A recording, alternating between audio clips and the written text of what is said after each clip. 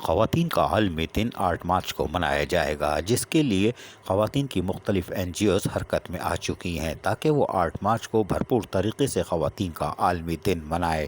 اس سلسلے میں مقامی NGOs نے بلدیہ عظمیٰ کراچی کی نرسز سے بھی رابطہ کیا، جو کہ پہلے ہی خواتین کے حقوق اور ان کی جائز حقوق کے لیے جدوجہد کرتی چلی آ رہی ہیں۔ خواتین کو ہراساں کرنے جیسے موضوعات پر سیمینار کا بھی انعقاد کر چکی ہیں۔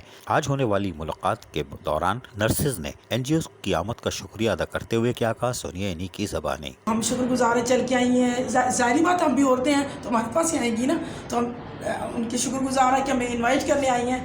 جبکہ آنے والی NGOs نے بھی خیر مقدم کیا، ان کی بھی سنیے۔ زندگی کے تمام شعبوں سے تعلق رکھنے والی خواتین، جس میں نرسز پہلے نمبر پہ ہے، کیونکہ ایک بہت بڑی ورک فورس ہے اور ان کے ساتھ بہت ساری زیادتیاں ہوتی ہیں، کام کی جگہوں کے اوپر ہراسمنٹ ہوتا ہے، بہت ساری اس طرح کی مثالیں موجود ہیں۔ آپ لوگوں کی اپنی گریجوٹی کا مسئلہ ہوتا ہے، اپنی پروموشن کے مسئلے ہوتے ہیں۔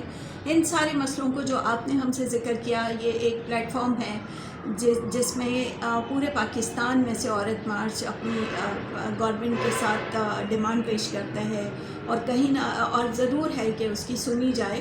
تو میں آپ سب لوگوں کو ضرور دعوت دیتی ہوں کہ آپ عورت مارچ میں بھی بڑی تعداد میں آئیں اور اپنے مسائل کو ہائی لائٹ کریں، اور امید ہے کہ آپ لوگوں کی سنوائی ضرور ہوگی۔ خواتین کا عالمی دن 8 مارچ کو منایا جائے گا، لیکن خواتین پرعزم ہیں اور نرسز کا آگے آنا بھی یقیناً خوش آئندہ ہے، جو کہ اس معاشرے کا اہم ستون ہے اور ان کی خدمت کی جتنی تعریف کی جائے کم ہے، لیکن ہم ان کو وہ صلہ یا وہ عزت نہیں دیتے جو نرسز کا احترام ہے۔ یہ ان کو فراہم کرنا بلدیہ عظمیٰ کراچی کی تو ہے ہی ذمہ داری، لیکن اس معاشرے کی بھی ذمہ داری ہے کہ وہ ان خواتین نرسز کا احترام کریں۔ عزیز عارف، KBS بلدیاتی نیوز کراچی۔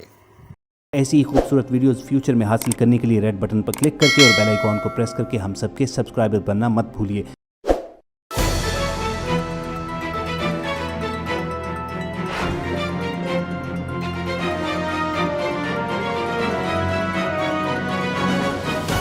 KBS بلدیاتی نیوز۔